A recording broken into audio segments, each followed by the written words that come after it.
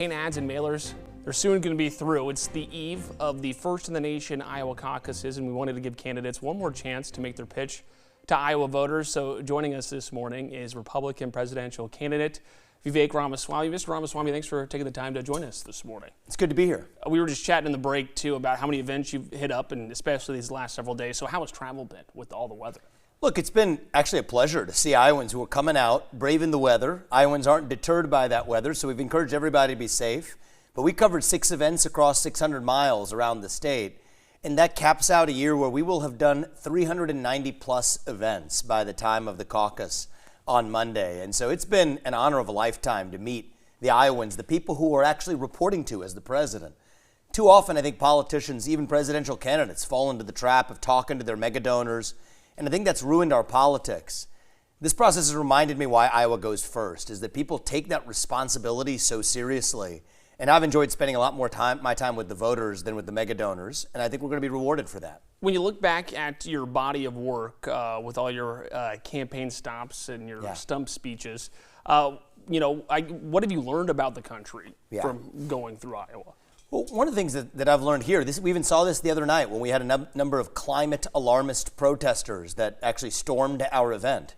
Over the course of this year, some of my favorite interactions in this state have been with younger people, often who have protested our events, but nonetheless, out of which we've had great conversations that have come out of it.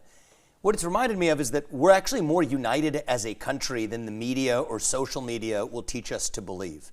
We might disagree on individual policies, but one of the foundational parts of being American is that you get to speak your mind freely as long as I get to in return.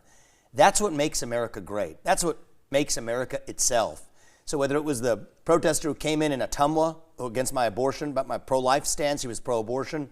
Nonetheless, she was a single mother. We ended up having a touching conversation that left everybody in that room, I think, learning something about this woman that we hadn't learned before. To a couple of protesters that have stood up against my views on the trans movement. I don't believe that children should be exposed to transgender ideology or gender-affirming care. Nonetheless, we had productive conversations that came out of that. So those have been some of my most memorable events in Iowa, is not just talking to the grassroots conservative base, but even to the people who disagree with me.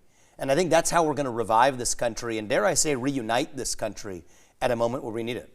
I think that's something people can resonate with, though, too. Just freedom of thought and people exchanging ideas peacefully as well. We got to look at the latest Iowa poll numbers. This just came out yesterday. So this is Des Moines Register, NBC News. Updated polls. So 8%. I believe you were at 5% in the poll in December. Nikki jumps over Ron there to second place.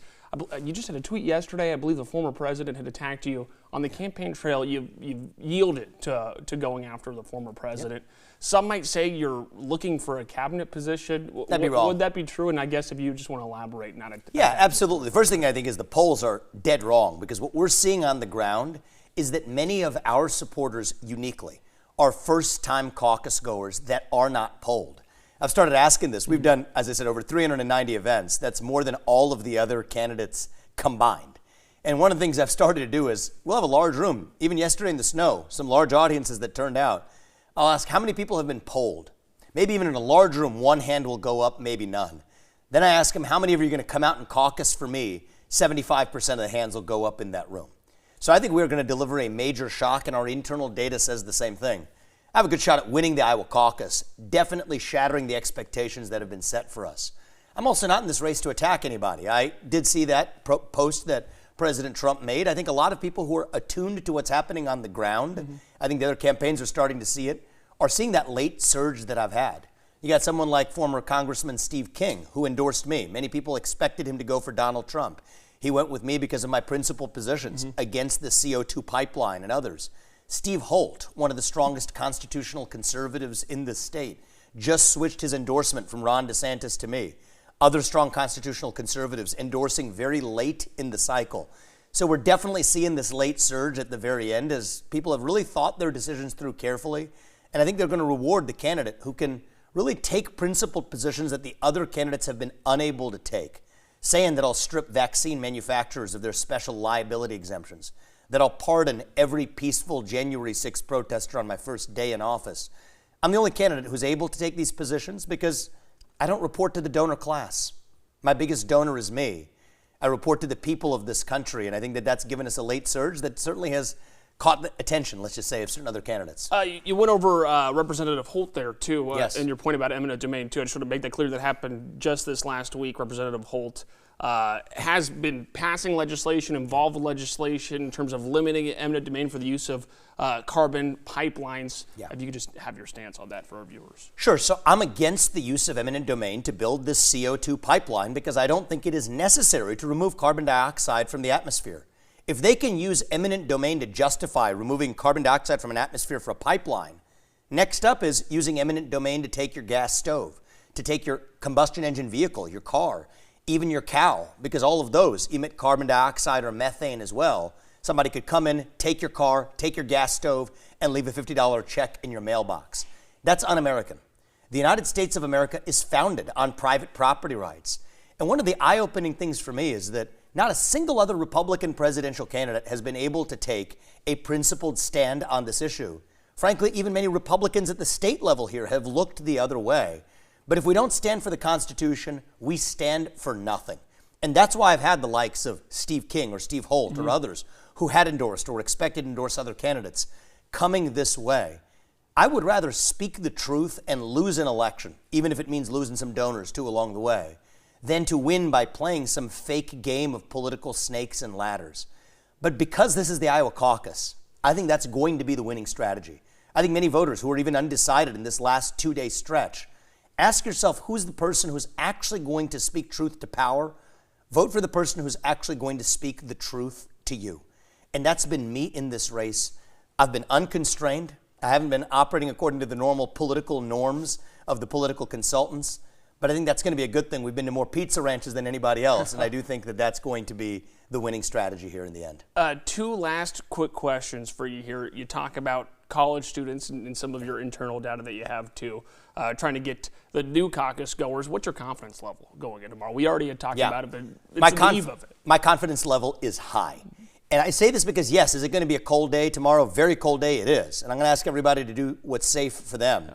But for our supporter base, we don't have lukewarm supporters. We have supporters who will go through walls to make sure that we achieve our mission of reviving this country. And so in some ways, I think that's even going to accentuate our performance, improve our performance on Monday night. You see that in the events that we're doing. The people are coming to. The other candidates have canceled a lot of their events because of worries about attendance. We've actually seen people coming out in the cold. It's a different kind of supporter that's coming out for us, somebody who understands we're in the middle of a war for the future of our country. And you know what? George Washington didn't complain about the weather conditions when he crossed the Delaware River. I think that if you see that we're in a 1776 moment today, you understand the importance of having somebody with fresh legs who can lead us to victory in this war. It's going to take that outsider who's committed to the Constitution. And I think I'm alone in that category in this race. Our supporters understand that. We are going to deliver a shock on January 15th. And to those who haven't yet decided, I will say this is, I still believe that our best days can be ahead of us. We don't have to be this nation in decline anymore. I think what George Washington would say if he were with us right now is that we still can be a nation in our ascent. And so even though I'm not the guy who will, I won't say it's morning in America right now because it's not, I still believe that it can be. And I'm asking you to do the right thing for our country, to put somebody coming in from outside of our broken politics to fix it. That's what it's going to take. That's why I'm in this race. I have a duty to serve this country for the next 8 years. And I am asking for your vote on January 15th, on Monday night, even if that involves braving the cold. I'm grateful to your efforts for your vote. And Apurva and I, we will stop at nothing to do our part for this country. All right, Mr. Ramaswamy, thanks for taking the time, braving the cold as you have been the last week or so, to join us this morning. It's been an honor to be here in Iowa. We're going to miss it, but thank you for having me. All right, well, best of luck to you. We'll be right back with more news after this break.